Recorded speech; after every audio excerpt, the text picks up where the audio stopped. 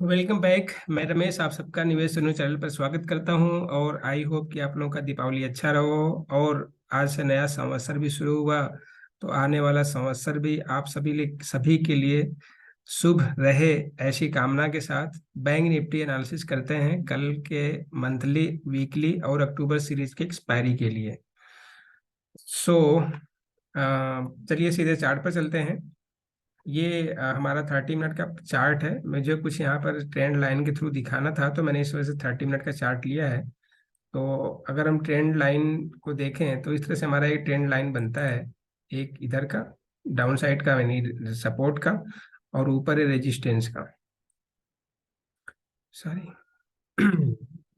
ये रहा आपका, ये हमारा रेजिस्टेंस का लेवल निकल के आ गया। यानी अब हमें देखें तो जैसे निफ्टी में एक चैनल बन रहा है, वैसे ही बैंक निफ्टी में भी एक चैनल बन रहा है जो कि नीचे सपोर्ट ले रहा है मिड लाइन के आसपास। ये मान लीजिए मिड लाइन हमारा बनेगा, सॉरी एक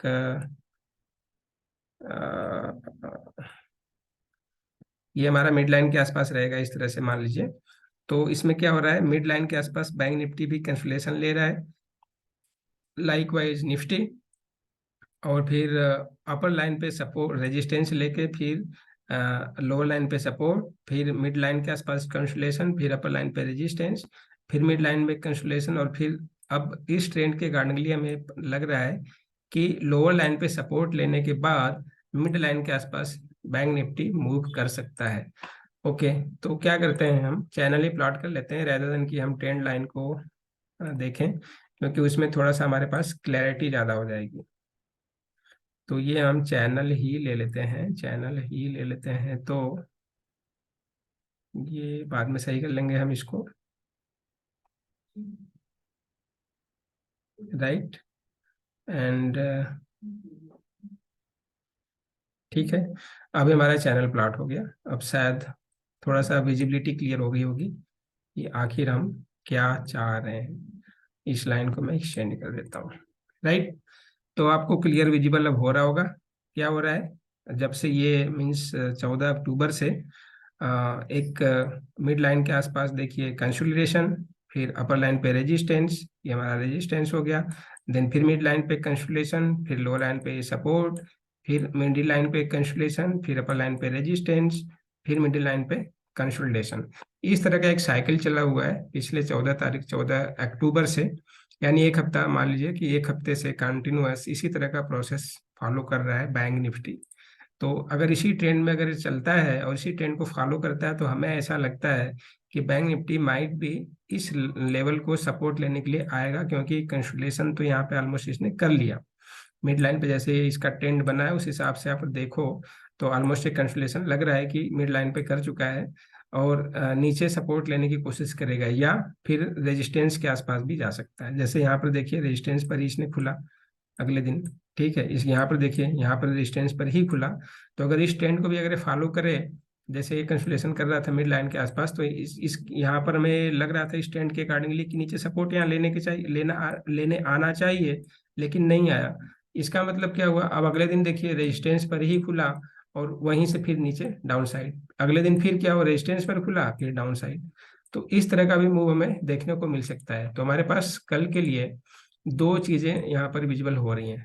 दो चीजें आपको समझ में आई क्या, क्या क्या विजिबल हो रहा होगा। पहला चीज ये कि या तो बैंक निफ्टी यहाँ पर सपोर्ट लाइन पर सपोर्ट लेने आ सकता है, first condition. And second condition ये कि अगर यहाँ पर नहीं आएगा तो हमारे पास रेजिस्टेंस लेवल पर खुलेगा, और या तो उसको ब्रेक करेगा या तो फिर वहां पर कंसोलिडेशन लेके फिर मिड लाइन की तरफ आ सकता है। ये दोनों क्लियर कंडीशन हमारे पास दिख रहे हैं। अब हमारे पास अगर कंडीशन पता चल गए, तो अब उस कंडीशन के बेसिस पे हम अपने रूल्स बना सकते हैं, ठीक है। तो रूल्स क्या बनाएंगे, रूल्स किस तरह का रहेगा। रूल्स बनाने के लिए हम सिंपल सा तरीका लेंगे कि भाई हम यहाँ पर रेजिस्टेंस के आसपास जाएगा तो हम सेल करेंगे, और सपोर्ट पे आएगा तो हम बाई करेंगे। सिंपल हमारा रूल है। तो अगर हम इन लेवल्स को आइडेंटिफाई करें तो हमारे पास देखिए लेवल क्या निकल के आता है, 42,000 के आसपास का हमारा एक लेवल निकलता है, जहां पर बैंक निफ्टी माइट भी रेजिस्टेंस ले सकता है 42,100 से लेके 200 के आसपास का। और बीच का जो मिडिल लाइन है, मिडिल लाइन के लेवल को आप देखोगे तो 41,300 से लेके या वैसे देखो तो 41,200 से लेके ये 26 के अगर डेट को देखोगे आप तो 41,500 के आसपास, यानी जो लेवल हाई बनाया था कल का, उसी के आसपास का हमारे पास एक मिड लाइन का सपोर्ट दिख रहा है। अगर इसको ब्रेक कर देगा तो नीचे के हमारे पास क्या लेवल निकल के आते हैं, 40,700 से लेके और 41,000 के आसपास, राइट। और एक इधर साइड ब्रेकआउट या तो ऊपर या नीचे, किसके ऊपर, ये 42,200 के आसपास का जो लेवल है, 42,100 लीजिए इसको, 42,100 के आसपास का जो लेवल है, अगर इसको ब्रेक करेगा तो फिर अपर साइड में फिर चला गया, और अगर 41,000 के आसपास के लेवल को ब्रेक करेगा, इवन 40,800 के लेवल को ब्रेक करेगा, तो हम और नीचे के डाउन साइड हम देख सकते हैं। तो ये हमारे पास एक ब्रॉडर रेंज में चीजें कुछ समझ में आ गई हमें। हमारा ट्रेंड भी क्लियर हो गया। ट्रेंड हमारा देखें तो अप ट्रेंड है, और ये चेंज कब होगा, जब या तो नीचे 40,800 के लेवल को ब्रेक करे या ऊपर 41,100 के लेवल को ब्रेक करे, तो अप ट्रेंड और स्ट्रांग अप ट्रेंड में चला जाएगा। और इन केस अगर 40,800 को नीचे ब्रेक कर देगा तो अप ट्रेंड स्लाइटली बुलिश या बेरिश ट्रेंड में आ जाएगा। तो इस तरह से हमारे पास ये चार्ट पैटर्न रीड करने के आधार पर ये डेटा हमारे को इंडिकेट कर रहा है, ठीक है। अब सिंपल वो ऐसे हम देखें तो जो अभी ऑल टाइम हाई है, उसको, हमारा ऑल टाइम हाई है 41,800 के आसपास, राइट। तो अब दूसरा हमारे पास ये भी लेवल निकल के आता है कि अगर यहाँ पर 41,100 को ब्रेक करेगा तो 41,800 के आसपास हमारा साइकोलॉजिकल रेजिस्टेंस बनेगा, क्योंकि ऑलरेडी एक बार यहाँ पर इसने टच कर लिया है या ऑल टाइम हाई बनाया हुआ है। अब इसके ऊपर हमारा ऑल टाइम हाई एक्सपेक्टेशन कब होगा, 42 के आसपास। वो होगा जब 41,800 या ये जो एटीएस है इसको ब्रेक करेगा, तब हमारे पास स्ट्रांग बुलिशनेस और आ जाएगा। ओके, ये चार्ट पैटर्न हमारे पास ये इंडिकेशन दे दिया। अब डेटा क्या इंडिकेशन देता है, डेटा इंडिकेशन देखिए आईसीआईसीआई बैंक का, कोटक महिंद्रा बैंक का, और बाकी जितने भी एनबीएफसीज हैं, बजाज फाइनेंस का, बजाज फिनसर्व का, एचडीएफसी ट्विंस का, इन सभी बैंक्स के, एनबीएफसीज के रिजल्ट्स बहुत अच्छे हैं। क्वार्टरली ग्रोथ इनका अच्छा है अभी तक जो रिजल्ट आया है। और इवन एक्सिस बैंक और आईसीआईसीआई बैंक तो ऑल टाइम हाई की तरफ मूव कर रहे हैं, और एसबीआई बैंक भी उसी की दिशा में आगे अग्रसर हो रहा है। और इन सब सारी सारी माइक्रो लेवल के डेटा को एनालाइज करने पर ये लगता है कि 42,000 हमारा एक साइकोलॉजिकल टारगेट होना चाहिए। कल या परसों, इस वीक में ऐसा कुछ लग रहा है कि कल या परसों तक में 42,000 का साइकोलॉजिकल लेवल इंट्रा डे में, क्लोजिंग बेसिस पे तो नहीं बोल सकते, लेकिन इंट्रा डे में हाई तो हमें लगता हुआ दिखता है। तो ये हो गया हमारा बैंक निफ्टी के लिए simple analysis based on channel pattern, ठीक है। इसी चैनल पैटर्न को हटा के हम अगर और सिंपली इस चीज़ों को देखने की कोशिश करें तो यहाँ पर सारी चीज़ें हमें क्लियर विजिबल हो रही हैं। यहाँ पर ज़्यादा कुछ मुझे दिखाने की जरूरत नहीं है। अगर आप चार्ट रीड करते हैं, चार्ट को समझते हैं, तो अगर इस ट्रेंड लाइन को ऐसे आप ड्रा करो, ठीक है, तो ये हमारे पास से आ गया। जब यहाँ पर ब्रेकआउट हुआ, मीन्स 40,500 या 600 को ब्रेकआउट किया, तभी हमारे पास से बुलिश ट्रेंड अब हो गया 40 ऑल टाइम हाई के आसपास दोबारा आने के। और अब अगर वो नीचे से गिरेगा तो फिर यही हमारा सपोर्ट लेवल बनता जाएगा। ऐसे ही इन ट्रेंड लाइन को आप बाकी जगहों पर वैसे ड्रा कर लीजिए, ठीक है। आप भी इसके साथ प्रैक्टिस करो, और फिर जैसे जैसे नीचे आता जाएगा ये आपके सपोर्ट लेवल बनते जाएंगे, ठीक है। मैं यहाँ से ले रहा हूँ, सारा लंबा डेटा है। तो अब ये यहाँ से अगर ब्रेकआउट करेगा, मीन्स अगर 40,800 को यहाँ पे ब्रेक करेगा तो नीचे सपोर्ट कितना बनता है आपका, 40,500। उसके नीचे सपोर्ट कितना बनता है, 39,800। उसके नीचे कितना बनता है, 39,500। इस तरह से आपके नीचे सपोर्ट लेवल मिलते जाएंगे। और ऊपर के लेवल आपके पास कैप्ड है। पहला तो ये है कि 41,800, एंड उसके बाद अगर जाता है तो 42,000 का साइकोलॉजिकल लेवल, और 42 को क्रॉस करता है तो फिर ओपन स्काई है, ओपन ब्लू स्काई जोन है, जहां मर्जी वहां जा सकता है। तो वो डिपेंड करता है उसके लिए फिर अगर क्या पर्टिकुलर लेवल्स होंगे, तो उसके लिए अगर देखा जाएगा, अगर ऑल टाइम हाई की तरफ बन जाएगा, क्लोजिंग मिल जाएगा, तो हम फिर एनालाइज करके आपको बता बता सकते हैं कि कैसे एनालाइज करेंगे कि ओपन स्काई में, यानी जहां पर अनलिमिटेड स्काई है, जहां पर उसकी अपॉर्चुनिटी कहीं भी जाने की है, वहां पर हमारे पास कैसे लेवल आइडेंटिफाई करने के चांसेस मिलेंगे। तो हम उस कंडीशन में एक वीडियो में हम उसको डिस्कस कर लेंगे। In case all time high चला जाता है तो 42,000 के ऊपर क्लोज हो जाता है तो ठीक है। तो इस तरह से हमारे पास बैंक निफ्टी के कुछ इस तरह के साइकोलॉजिकल लेवल्स, चार्ट के लेवल्स, सपोर्ट रेजिस्टेंस के लेवल्स और पैटर्न के अकॉर्डिंगली यानी चैनल पैटर्न के अकॉर्डिंगली जो लेवल्स निकले थे वो हमने यहाँ पर डिस्कस कर लिया। डिस्कशन में क्या निकला, नीचे 40,800, ऊपर 41,100, राइट। और उसके ऊपर या उसके नीचे ब्रेक करने पे डिसाइसिव अपसाइड मूव या decisive down side move, right.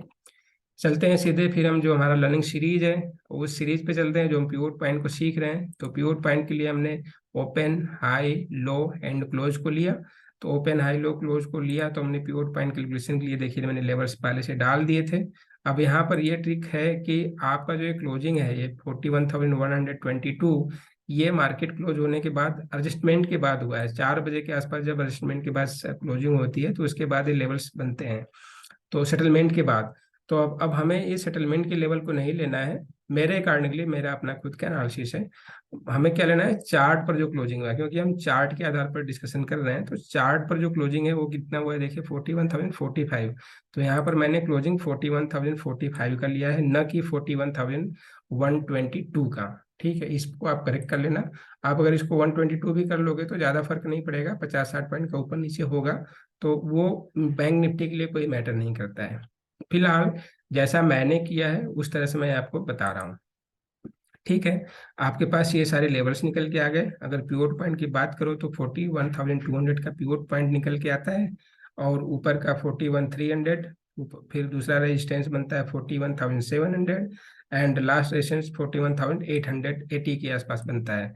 और नीचे का सपोर्ट देखो तो 40,860, फिर दूसरा सपोर्ट बनता है 40,690 यानी 700, और उसके नीचे आप देखो तो 40,350। ये हमारे नीचे के सपोर्ट्स दिख रहे हैं।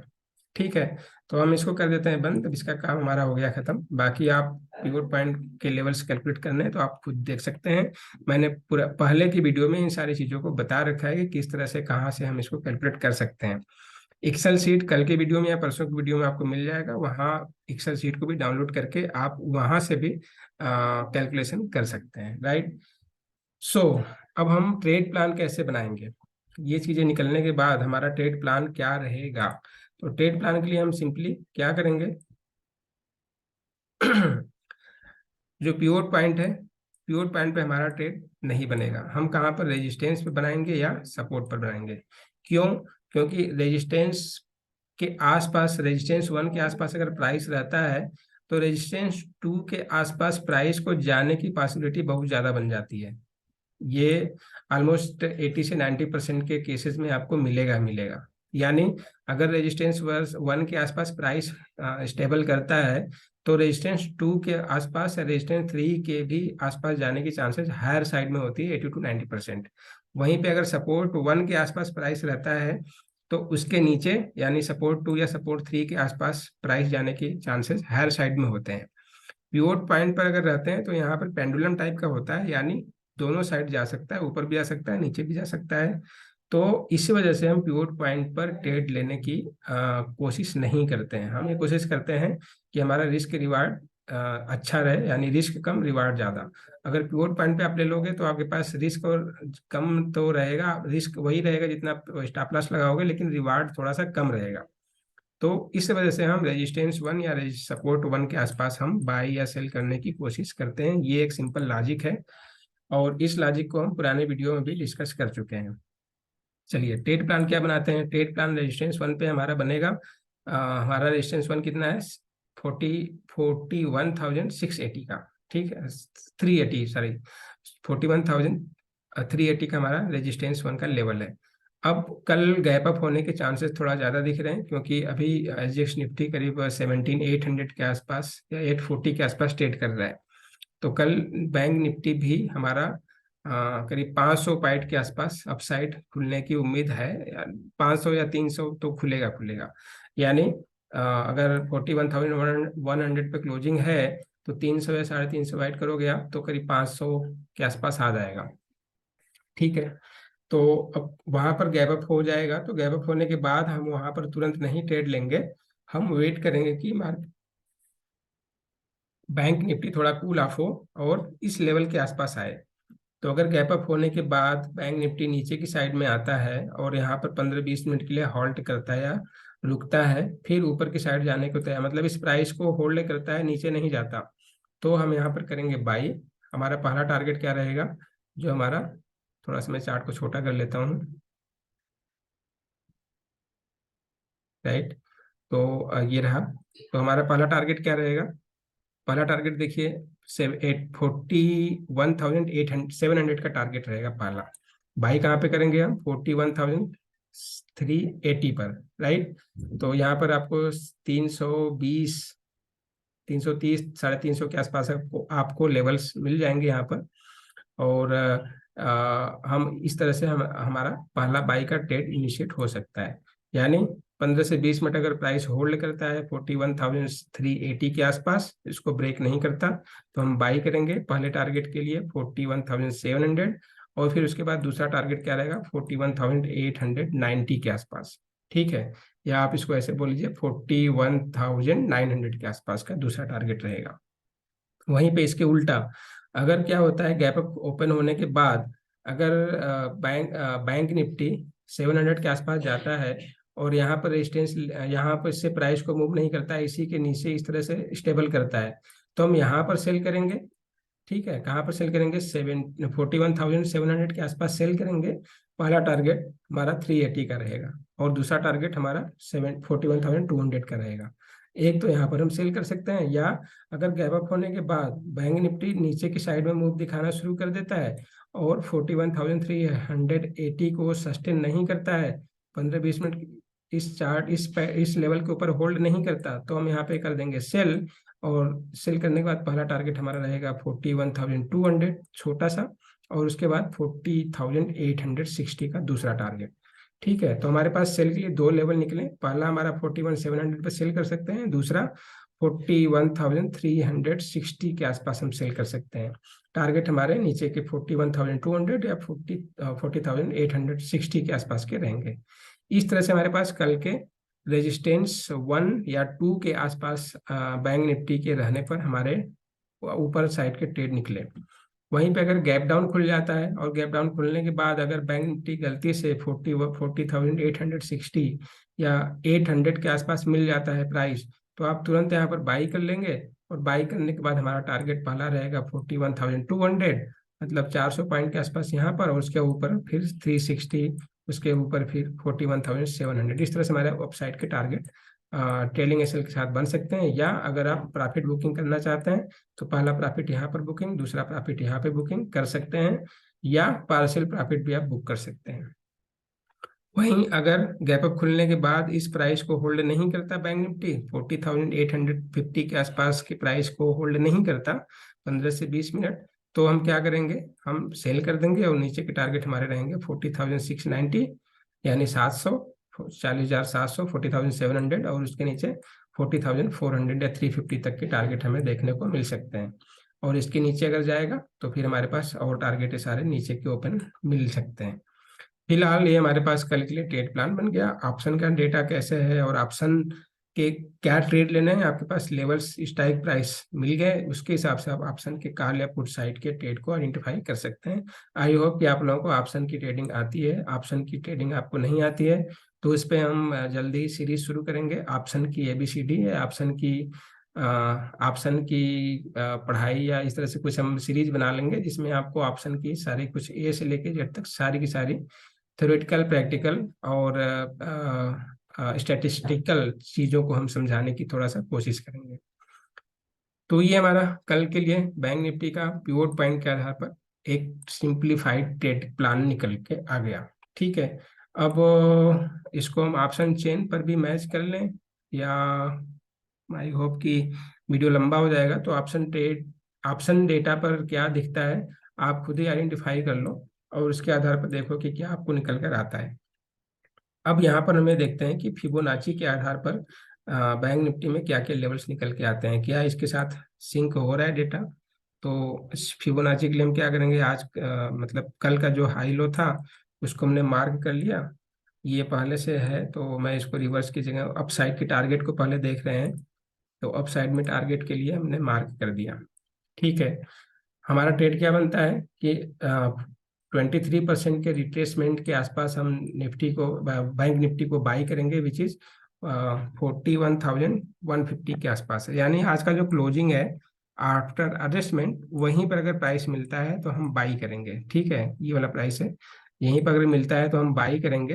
पहला टारगेट रहेगा 41,320 के आसपास, और उसके ऊपर हमारा 520, जो आज का हाई बना था। आज का हाई मतलब कल जो क्लोजिंग में हाई बना था, कल के क्लोजिंग में, कल के इंट्राडे सेशन में जो हाई बना था, ये फिबोनाची का लेवल निकल के आता है और इसके ऊपर सस्टेन रहता है।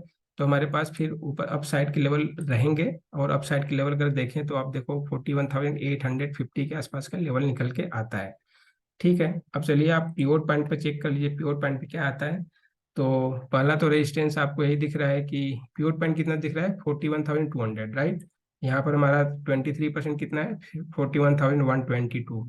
तो थोड़ा सा यहाँ पर मिसमैच है, ज़्यादा कुछ फर्क तो नहीं पड़ रहा है, लेकिन थोड़ा सा मिसमैच है प्राइसेस में। टारगेट को अगर देखें तो पहला टारगेट हमारा कितना है, 41,320। इसमें प्योर पॉइंट में पहला टारगेट कितना है, रेजिस्टेंस यानी 41,350। तो यहाँ भी करीब 50 पॉइंट के गैप है, मतलब जो शुरू में गैप है वही गैप कंटिन्यूस होते हुए दिख रहा है। तो 50 पॉइंट के गैप यहाँ पर दिख रहा है फिबोनाची और प्योर पॉइंट के लेवल्स में। तो हम प्योर पॉइंट को अभी प्रीफर करेंगे, क्योंकि हम प्योर पॉइंट के लर्न कर रहे हैं। और अगर फिबोनाची को आपको प्रीफर करना है तो फिबोनाची के अकॉर्डिंगली आप ट्रेड को प्लान कर सकते हैं, दोनों को मिक्स नहीं करना है। ठीक है, यहीं पे अगर हम देखें अगर लोअर साइड के लेवल्स, तो लोअर साइड में हमने फिर क्या कर देना है, नीचे के साइड में हम रिवर्स करते हैं। तो हम यहाँ पर 23 पे सेल करेंगे, यानी 41,500 400 के आसपास सेल करेंगे। और नीचे के टारगेट हमारे यहाँ कहाँ पर आ रहे हैं, 40,680 के आसपास। तो हमारे पास देखिए 700 यहाँ पर हमारे पास मैच नहीं हो रहा है प्राइस। तो फिबोनाची के साथ बैंक निफ्टी का लेवल इंट्राडे के लिए मैच नहीं हो रहा है, तो हम इसको अवॉइड करेंगे, हम इसको छोड़ देते हैं। हम अपने प्योर पॉइंट के लेवल्स के आधार पर ही चीज़ों को डिसाइड करेंगे। अपना ट्रेड प्लान हमने जैसा बनाया है वैसा ही करेंगे, प्लस जो हमने चार्ट पर एनालिसिस किया था उसी उसके अकॉर्डिंगली हम ट्रेड प्लान को एग्जीक्यूट कर सकते हैं। सो बैंक निफ्टी के लिए बस इतना ही। कल का जो वीकली मंथ अक्टूबर सीरीज का लास्ट वीक का क्लोजिंग भी है, और अक्टूबर सीरीज का मंथली क्लोजिंग भी है। सो लेट्स सी कि कल कहाँ पर क्लोज होता है बैंक निफ्टी, और उसके बाद आगे की सीरीज में किस तरह का डेटा इंडिकेट होता है, आगे की सीरीज के क्या इंडिकेशन मिलते हैं। उन सारी चीज़ों को लेकर हम कल दोबारा मार्केट क्लोज होने के बाद आएंगे और डिस्कस करेंगे कि क्या क्या पॉसिबिलिटीज निकलेंगी फ्राइडे के ट्रेडिंग सेशंस के लिए। सो आज के लिए बस इतना ही। Thank you for watching. दोबारा से आप सभी को निवेश वैल्यू परिवार की तरफ से नए संवत की बहुत बहुत बधाई। Thank you.